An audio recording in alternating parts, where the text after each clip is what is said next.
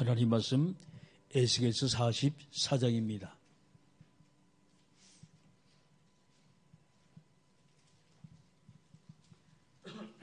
에스겔 44장 1절 말씀부터 8절까지. 자, 한 절씩 교독하십니다. 그가 나를 데리고 성소의 동쪽을 향한 바깥문에 돌아오시니 그 문은 닫혔더라.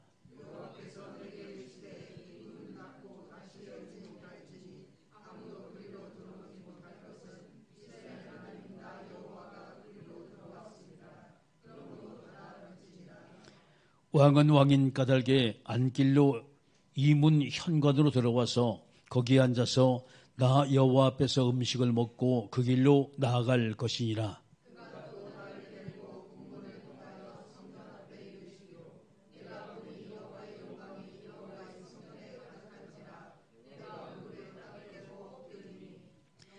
여호와께서 내게 이르시되 인자야 너는 전심으로 주목하여 내가 내게 말하는 바 여호와의 성전의 모든 규례와 모든 율례를 귀로 듣고 또 성전의 입구와 성소의 출구를 전심으로 주목하고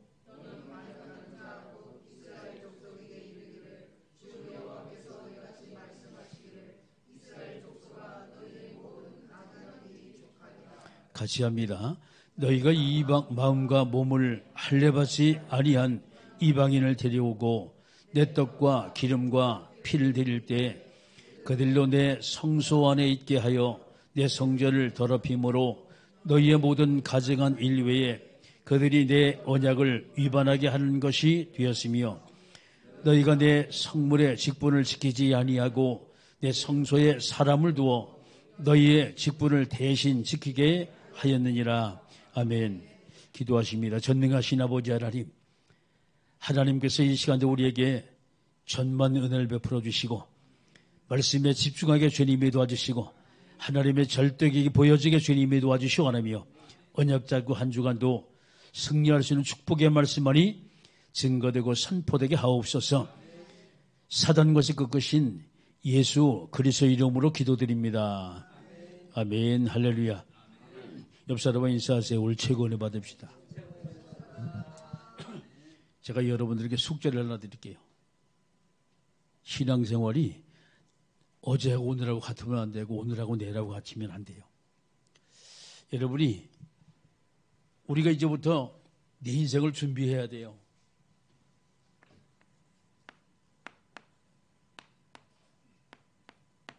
인생 보름입니다. 쉽게 말해 하나님 앞에 여러분이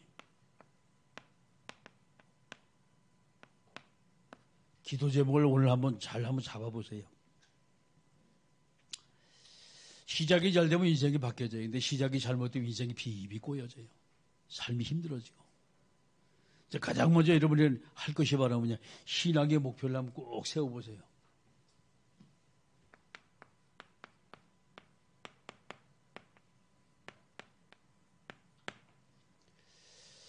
절대 목표를 세운 겁니다. 내 신앙에 절대 목표에 변하지 않는 것.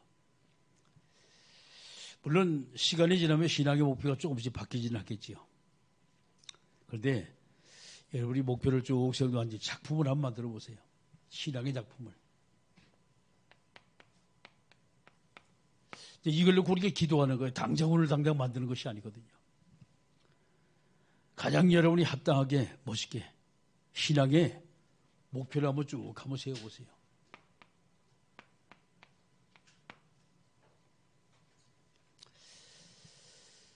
내가 앞으로 이러이러한 신앙인이 되길 원한다. 여러분이 그 마음 먹는 그 순간부터 우리 인생의 자세가, 신앙의 자세가 달라지게 돼 있어요. 두 번째 우리가 이제 기도할 것은 어떤 우리가 내 인생을 바꿀 것이냐. 인생의 작품을 놓고 한번 여러분이 기도 한번 해보세요.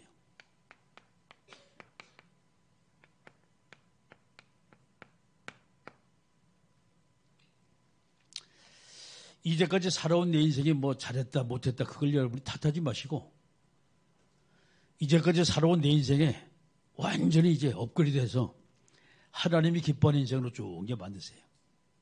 아멘. 그래서 나름대로 다 이제 꿈이 있었거든, 과거에. 그죠? 또 여러분이 가진 비전도 있었어요. 이건 다시 한번 쭉 살펴보세요. 젊을 때 나의 꿈은 뭐였고, 난 앞으로 어떤 비전을 놓고 쭉 이제 살아왔으며 쭉 한번 해보세요.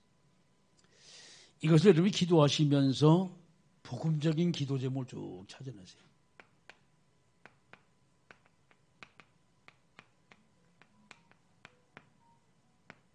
복음적인 기도 제목. 만약에 인생의 절대 목표가 세워졌다면 너무 좋겠지요.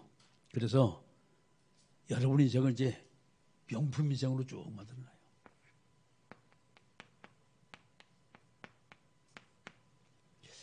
신앙의 명품 신앙, 그리고 인생의 명품 인생 쭉 만들어 보세요. 세 번째, 여러분이 오늘 하나님 앞에 기도해야 할 부분이 바로 뭐냐? 이제 내 인생의 영원한 작품을 한번 쭉 만들어 보세요.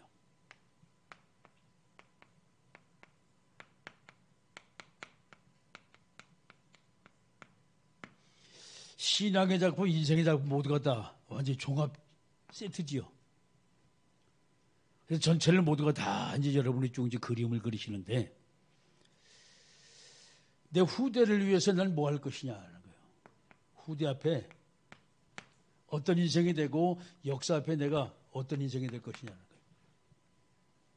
좀 스케일을 좀 키워가지고 여러분이 쭉 하시고, 어제까지 나의 모든 삶은 계획 없는 삶을 살았다면 이제부터 여러분이 오늘부터 내가 정말 가치 있는 삶을 살아야겠단 말이죠.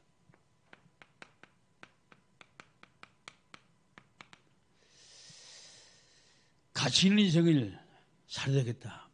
이 세상에 내가 꼭 필요한 존재가 되겠다는 거예요.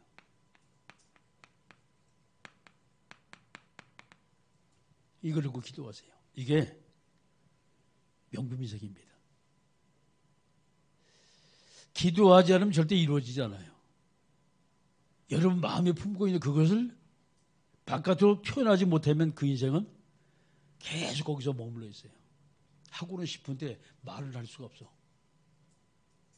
근데 문제는 내가 이렇게 되고 싶은데 내 인생은 바뀌어지지가 않아. 이게 우울증 걸리는 거예요. 그 문제가. 그래서 자, 내 인생을 여러분이 하나님 앞에 아주 최고로 보시는 인생으로 리모델링을 걸 쭉 한번 해보세요. 신앙 마찬가지고. 그래서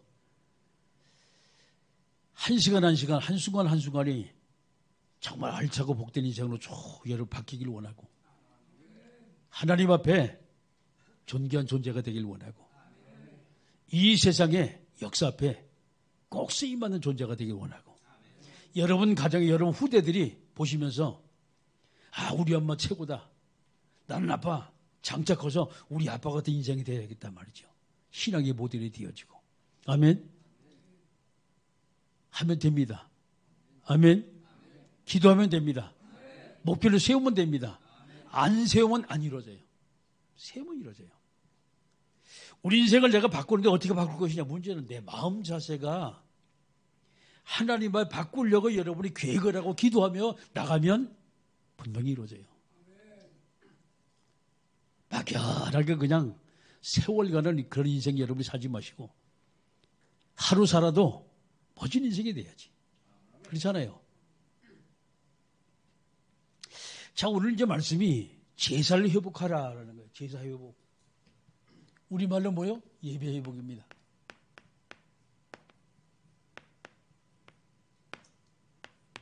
자, 성경 에스겔서지요. 몇 장이요? 44장부터 46장까지.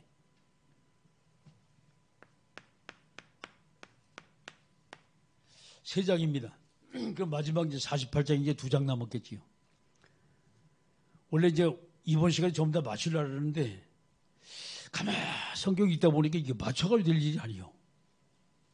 마지막에 이제 참 예루살렘 성전에부터 모두가 살리는데 살리기 전에 뭐가 돼요? 내가 준비가 돼야 돼요. 그래서 내 인생을 내가 한번 준비를 한번 해보자는 거예요.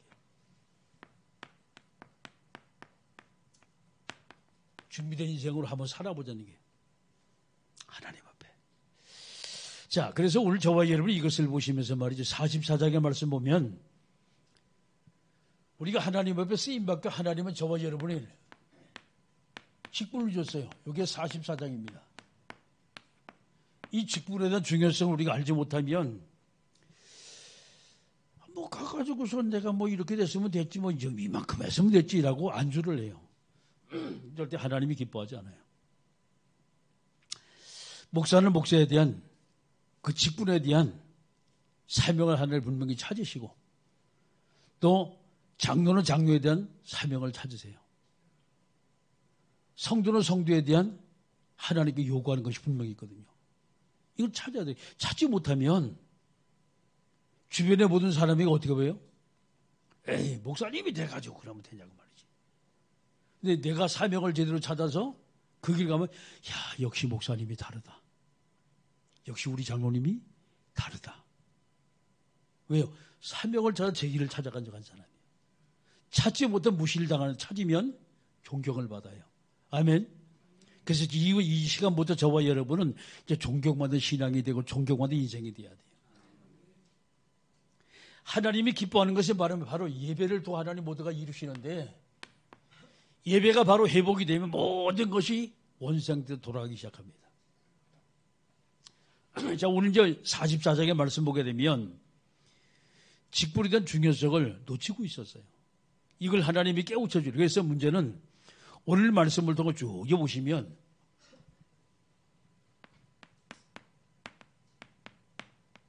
닫힌 문이 나와요. 닫혀있는 문. 자, 1절입니다. 그가 나를 데리고 성소 동쪽을 향한 바깥문에 돌아오시니 그 문은 닫혔더라 그랬어요. 아니, 문은 열어놔 정상인데 왜 문이 닫혔을까요? 여호와께서 내게 이르시되 이 문은 닫고 다시 열지 못할지니 아무도 그리로 돌아오지 못할 것은 이스라엘 하나님 나 여호와가 그리로 들어왔습니다. 그러므로 닫아두자. 하나님이 출입하는 문이라 이게 닫아놓은 거예요. 쉽게 말해서 사람하고 하나님이 같지 않기 때문에 하나님은 출입을 하지만 사람은 그로 같이 출입할 수 없다고 하나님이 분명한 선을 딱 그어버려요. 침범하지 말라는 거예요. 하나님의 절대 주권에 절대 도전하지 말라는 거예요. 하나님 문을 닫아놨어요. 근데 희한한 것이 있어요. 우리는 어떤 거 하지 말라면 점점 더 하고 싶거든. 희한해요. 사람들이 먹지 말라면 자꾸 먹고 싶고 하지 말라면 자꾸 하고 싶고. 왜? 완전히 사람들은 자기도 모르는 순간에 사탄의 속속에 완전히 조금씩 이미 물들어 있어요. 하나님이 기뻐하는 거 예배거든요. 찬양이고 감사고. 근데 문제는 하나님이 기뻐하는 것보다 세상에 마귀가 기뻐하는 일을 우리는 더 좋아해요. 더 잘해요 우리가. 왜 그러냐? 그것이 우리가 가지는 속성들이에요. 이걸 벗어나고 저와 여러분이 뭔가 목표를 정해놓고 내가 앞으로 이렇게 내 인생을 리모델링 해야겠다 기도하면서 이제 앞으로 나가는 거예요. 아멘. 그래서 우리 인생을 내가 바꾸는 거예요. 어떻게? 하나님의 은혜로 바꾸는 거예요. 자, 제사장들이 자기 중요성을 몰랐어요. 제사장들이. 이 제사장이 어떤 존재냐? 하나님 앞에 제사 드리는 존재란 말이에요. 그럼 어떻게 해야 돼요? 자기 자신을 위해서 물론 제사를 드려야지만 자기 백성을 위해 제사를 드리는 거예요. 쉽게 말해서 예수님이 땅에 오셔서 온 인류에 자기 모든 생명을 드리면서 하나님 앞에 자기 몸을 갖다 제물로 드린 것처럼 그런 자세로 제사를 드려야 되는 거예요. 제사장들이 사명을 망각을 해버렸어요. 이래서 이스라엘에 문제가 온 거예요. 오늘날 교회가 만약에 목회자들이 이 사명을 제대로 우리가 이해하지 못하면 교회가 엉뚱한 데로 가는 거예요. 제일 두렵고 떨리는 메시지 이게. 자, 보세요. 7절의 말씀 보게 되면 너희가 마음과 몸에 할례를 받지 아니한 이방인을 데려오고 내 떡과 기름과 피를 드릴 때 그리로 내 성소 안에 있게 하여 내 성전을 더럽힘으로 너희의 모든 가증한 일 외에 그들이 내 언약을 위반하게 하는 것이 되었다. 이방인을 데리고 왔다는 거예요. 할례 받지 않은 사람. 구원받은 이방인 말고 할례 받지 않은 저 이방인을 데려와서 성소를 더럽혔다라고 하나님이 말씀하시는 거예요. 이 말은 뭐예요? 구원받지 못한 사람이라는 얘기예요. 이 말은 뭐예요? 불신자들 데려와서 불신자가 불신 행동을 성전에서 했다라고 하나님이 말씀하시는 거예요. 그런데 이 배경이 8절에 기가 막혀요. 어떻게 왜 이렇게 됐냐 이렇게. 너희가 내 성물의 직분을 지키지 아니하고 내 성소에 사람을 두어 너희 직분을 대신 지키게 하였느니라. 이거 뭐예요? 사람을 사가지고 대신 제사장을 삼았다는 거예요. 제사장의 직분이 정상적으로 레위인들이 아론의 후손들이 거기서부터 하나님 앞에 제사장은 따로 있다 구분이 되어 있어요. 근데 모자는 그들이 다른 사람을 사가지고 임시 제사장을 세우는 거예요.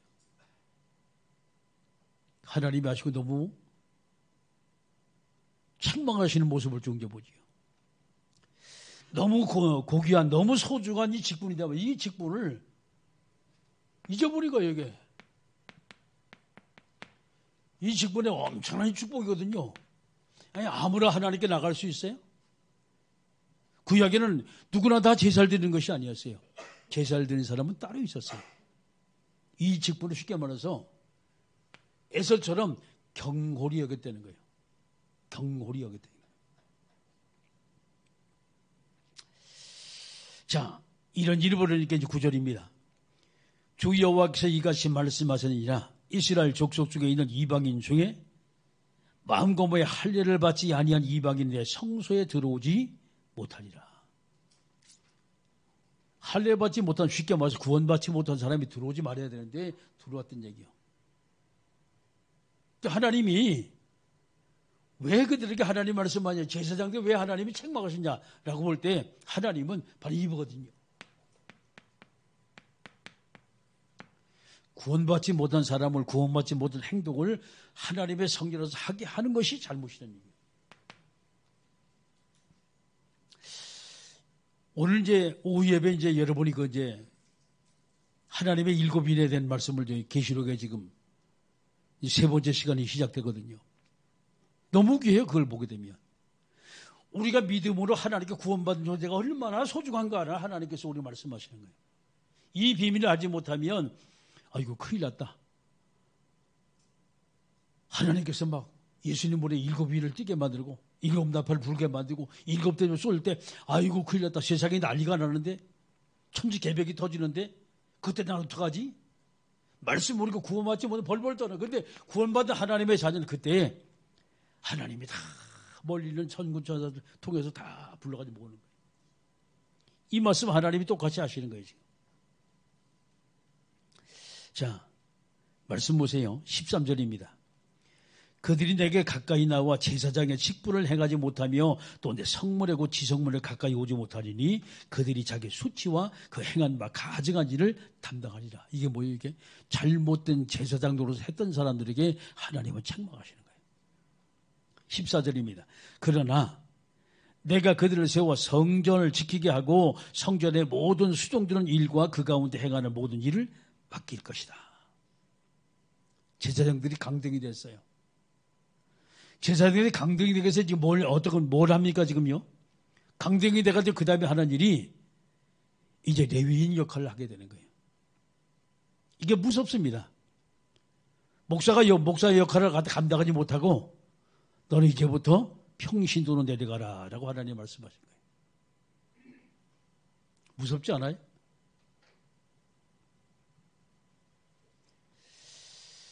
성경 에스겔서의 말씀 보게 되면 하나님이 타락한 전사를 어디에요? 하늘에 쫓아냈다는 거예요. 지금 이런 일이 지금 벌어지게 되는 거예요. 지금. 자, 그대로 보세요. 규례입니다. 규칙.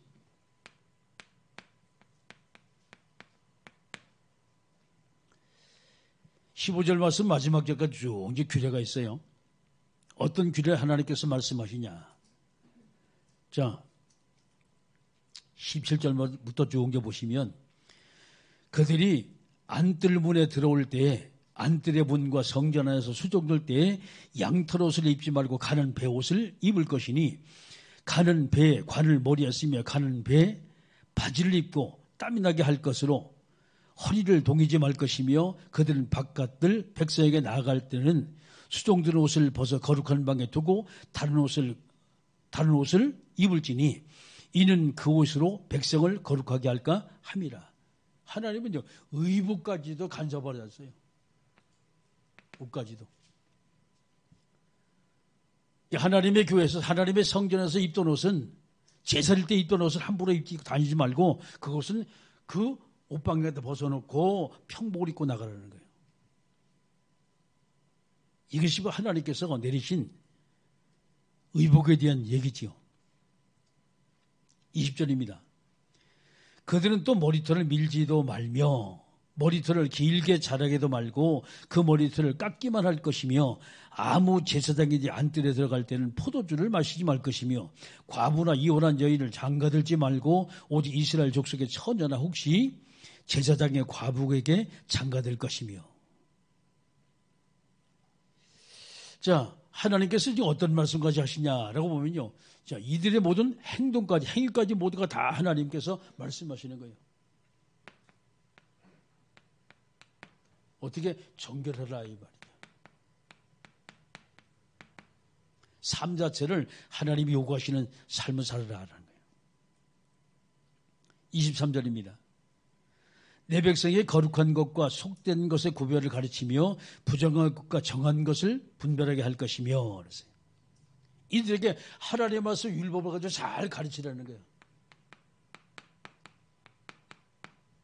잘 가르치라. 24절입니다. 송사하는 일을 재판하되 내 규례대로 재판할 것이며 내 모든 정한 절기에는 내 법도와 율례를 지킬 것이며 또 내 안식일을 거룩하게 하며 재판 잘하라는 거예요.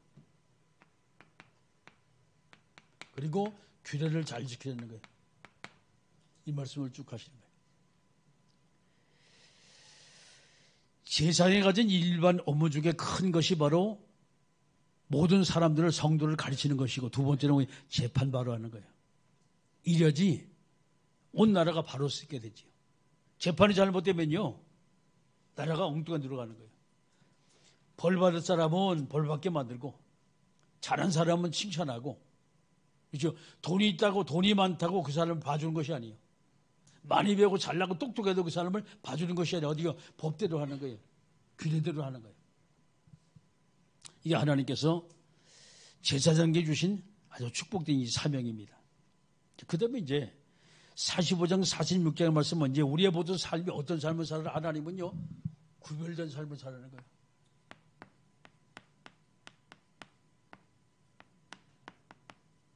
구별된 삶을 살아라. 이것이 45장 46장입니다. 자, 어떻게 구별된 삶을 살 것이냐. 제일 큰 문제가 성도들의 문제지만 이 지도자들의 문제가 제일 커요. 지도자들의 삶에 대한 말씀을 쭉 하나씩 이게 45장입니다. 어떻게 지도자들이 어떤 삶을 사는 것이 하나님 앞에 합당하냐라는 거예요.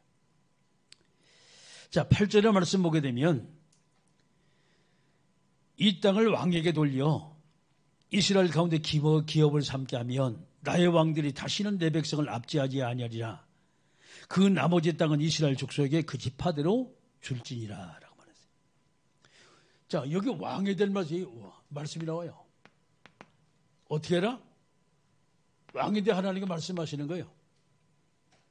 욕심 부리지 말라는 거예요. 또 왕이가 뭐야? 압제하지 말라는 거예요. 저 두 가지의 결과도 사람을 갖다가 억압하게 만들고 사람의 것을 뺏게 만들고 저기 결과지 많은 사람을 죄 가운데 걷게 만들고 가난하게 만드는 거예요. 있는 사람들이 보게 되면 권력 있고 힘 있는 사람들을 보게 되면 그 권력 가지고 많은 것을 착취합니다. 돈 버는 방법을 알아요. 어느 것이 돈 되는지 알아요.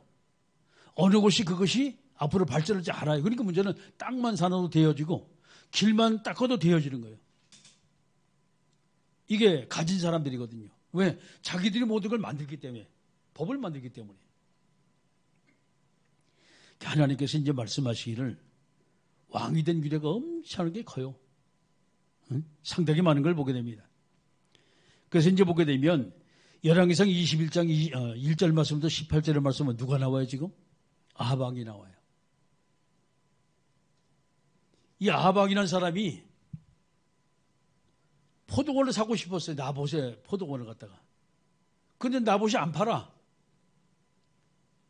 이세벨이 뭐라느냐? 걱정하지 말라고. 그래서 이세벨이 거기는 장로 몇 명을 싸가지고서 말이에요. 그 사람이 어떻게 반역을 일으켰다라고 해가지고 그 사람을 처형을 시켜버리고 그것을 뺏어버려요. 왜? 왕이 걸려가지고. 이게 보통 무서운 게 아니에요. 욕심 때문에 결과적으로 사람을 죽이고 한 가정을 모두 갖다 말살시켜버리는 거예요. 제가 이 성경을 보니까 말이죠. 야, 참 이게 참 보통 비정한 일이 아니구나 이게. 돈 때문에 그러는 거예요. 자기 욕심 때문에. 아니 그 땅 없다고 죽어요 왕이? 포도원 하나 없다고. 근데 포도원이 탐이 났어. 탐이라는 그 포도원을 뺏기 위해서 뭐하냐? 사람을 죽이는 거예요. 그것도 죄를 누명을 씌워가지고 말이죠. 이게 가지고 있는 사람들이요. 그러니까 왕들에게 하지 말 것은 너희가 정직하게 살라는 얘기요. 왜 권력까지 욕심을 갖다 부리면서 사람을 왜 죽이냐? 내 백성을 내가 왜 망하게 만드냐라고 하나님께서 말씀하시는 거예요. 참 보게 되면 거시기합니다. 아멘. 거시기가 거시기지요. 16절입니다. 이 땅의 모든 백성을 이 예물을 이스라엘에게 군주에게 드리고. 참 여기 보세요. 왕이 세워지면 좋을 줄 아는 왕이 세워지면 뭐예요? 우리가 그 왕을 먹여 살려야 돼요. 왕은 일하는 것이 아니거든요. 나라 전체를 모두가 이끌고 나가는데 왕에게 뭐냐? 돈을 갖다 주는 거예요. 우리 세금으로 그들은 살게 되는 거예요. 자, 그 다음입니다. 17절.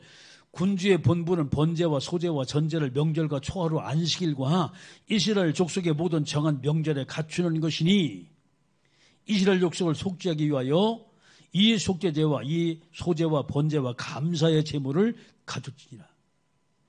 대신에 왕들은 모든 백성들이 왕으로 해서 뭐 세금을 냈어요? 근데 이 세금 가지고 왕은 뭐하냐? 하나님 앞에 백성이 잘 되도록 뭐하냐? 제사를 제대로 잘 드리는 거예요. 이 말은 바른 통치하라는 얘기. 하나님의 은혜, 하나님의 응답, 하나님의 축복을 받도록 만들어라고 하나님께서 말씀하시는 거예요. 누구에게? 왕에게. 지도자들에게. 자, 이것이 이제 우리가 정리가 되지 않으면 성전에 나오는 엄청난 물을 통하여서 막 갯벌이 막 살아나고 마지막에 물이 막 닿는 곳마다 엄청난 하나님의 역사, 축복의 역사만 터진단 말이에요. 내가 준비가 되면 다 소용없는 거예요. 성경을 읽다 보니까 말이죠. 아, 이것은 따로 분리를 해야겠구나라고 해서 제가 이제 이렇게 분리를 해가지고 말씀을 드리는 거예요. 21절입니다. 첫째 달 열나흘 날에는 6월절 7일 동안 명절을 지키며 누룩 없는 떡을 먹을 것이냐. 6월절 된 얘기 나오잖아요. 그날에 왕은 자기와 이 땅 모든 백성을 위하여 송아지 한 마리를 갖추어 속죄를 드릴 것이요. 또 명절 7일 동안은 그가 나 여호와를 위하여 번제를 준비하되 곧 이래 동안 매일 흠없는 수송아지 7마리와 수양 7마리며 또 매일 수염소 1마리를 갖추어 속죄대로 드릴 것이며 그랬어요. 내 백성 이스라엘 백성이 잘 되도록 이 왕이 누굽니까? 하나님 앞에 뭐 했어요? 제사 드리는 거예요. 이 제사를 6월절 제사라고 말합니다. 자, 6월절은 뭡니까? 구원에 대한 감사야. 하나님 앞에.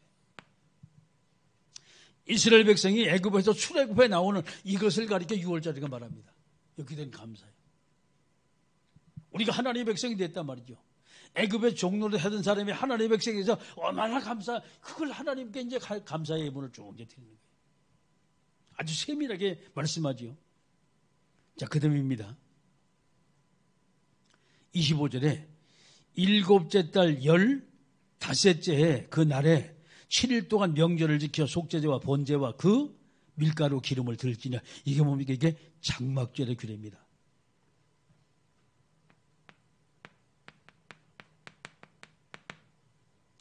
하나님께서 이들을 어디세요?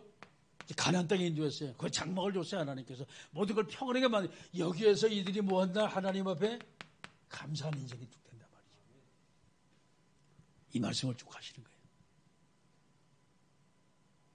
만약에 왕이 하나님의 명령을 어기고 이것을 모두가 지키지 않으면 이스라엘 백성 모두 어디로 가요? 어려움을 당하는 거예요. 왕의 제사는 이유가 뭡니까? 내 백성, 히브리 백성, 이스라엘 백성이 모두가 하나님 앞에 축복을 받기 위해서 말이죠. 하나님의 축복을 받기 위해서 하나님께서 왕에게 조례를 가지가지 쭉 말씀하시는 거예요. 그래서 우리는 세상의 모든 문제는요, 백성들의 문제가 있지만 백성들의 문제가 아니에요. 지도자들의 문제예요. 잘못된 정책 하나 나오면 온 백성이 모두가 어려움을 당해요. 이상한 정책 하나 딱 쓰고 막 회사 지금 막 기업인들이 난리가 났어요. 왜 그러냐? 잘못된 정책 때문에. 이들이 모두 하나님의 축복했고 세상의 모든 복을 받게 만들었는데 정책 하나가 잘못되면 모두가 다 망한다. 그러니까 이것을 놓고 하나님의 뭐요? 제사 제대로 드리라는 거예요. 이 얘기를 하는 거예요. 지금 46장입니다. 이 제사를 드리는데 어떻게 제사느냐? 법칙입니다. 이게 46장의 말씀입니다. 어떻게 제사 드리는 것이 맞냐라는 거예요. 자, 3절 말씀 8절에 쭉 가면 이 땅 백성도 안식일과 초하루에 이문 입구에서 나 여호와 앞에 예배할 것이며 6절에 초하루에 흠없는 수송아지 한 마리와 어린 양 6마리와 수양 한 마리를 드리되 모두 흠없는 것으로 할 것이며 8절에 군주가 올 때에 이문 현관을 통하여 들어오고 나갈 때도 그리할지니라. 자, 문까지 지적하고 어떻게 예물을 드리라라고 말씀하시는 거예요. 그래서 하나님은요, 예배에 대한 규례만 하나님은 철두철미하게 하나님은 쭉 말씀을 통해서 하나씩 모두 가르쳤어요. 그래서 우리가 예배 뭡니까? 이게 중요성입니다. 구약의 제사가 오늘날 예배거든요. 저 중요성을 여러분이 아시면 돼요. 얼마나 소중한 거라는 거예요. 그렇게 예배 때 여러분이 예배만 잘 되면 인생 성공이 된다고 얘기를 하잖아요. 자, 그 다음에 보시면 9절입니다. 그러나 모든 정한 절기에 이 땅 백성이 나 여호와 앞에 나올 때에는 이제 백성들의 얘기입니다. 왕은 그 문으로 들어갔다 그 문으로 나가요. 북문으로 들어와서 경비하는 자는 남문으로 나가고 남문으로 들어와서 들어오는 자는 북문으로 나갈지라. 들어온 문으로 돌아나가지 말고 그 몸을 앞으로 향한 대로 나갈지며. 쉽게 말해서 등을 보이지 말고 그대로 가라는 거예요. 이게 백성들이요. 이제 하나님께서 말씀하신 걸 쭉 볼 때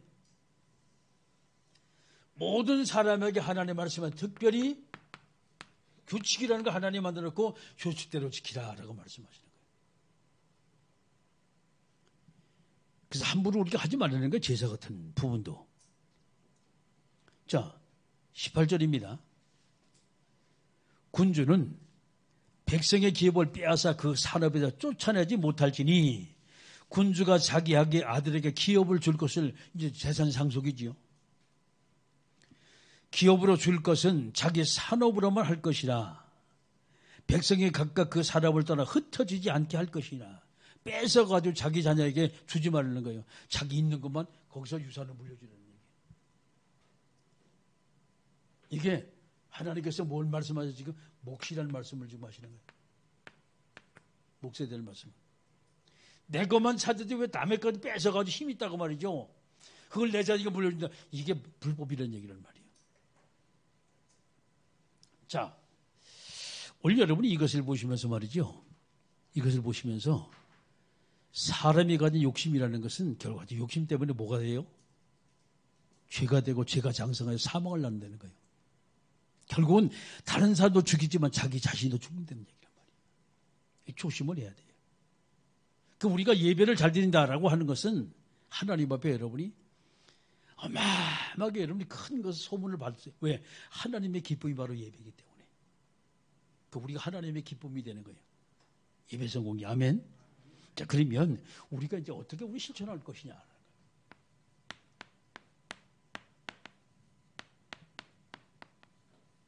실천의 삶입니다. 하나님의 말씀 중심으로 말씀 속에서 여러분 답을 찾으셔야 돼요. 말씀 속에서. 제사장, 지도자, 참 이 중요성입니다. 이게. 제사장과 지도자들. 이들이 중요성을 제대로 깨우치지 못하면요, 자기가 된 힘과 자기가 된 능력과 자기가 된 실력을 가지고 주변 사람을 압제를 하기 시작해요. 그래서 정말 앞서 나가는 사람이 성령 충만하고 앞서 나가는 사람이 하나님의 말씀대로 살아가야만이 되는 것이지, 떠나가면 그때부터 이 힘과 능력 가지고 막 억압을 하기 시작하면 세상은 어지러우게 되는 거예요. 그래서 하나님은요, 특별히 제사장 그리고 왕들에게 하나님은 정확하게 뭐요? 규례를 쭉 만들어놨어요.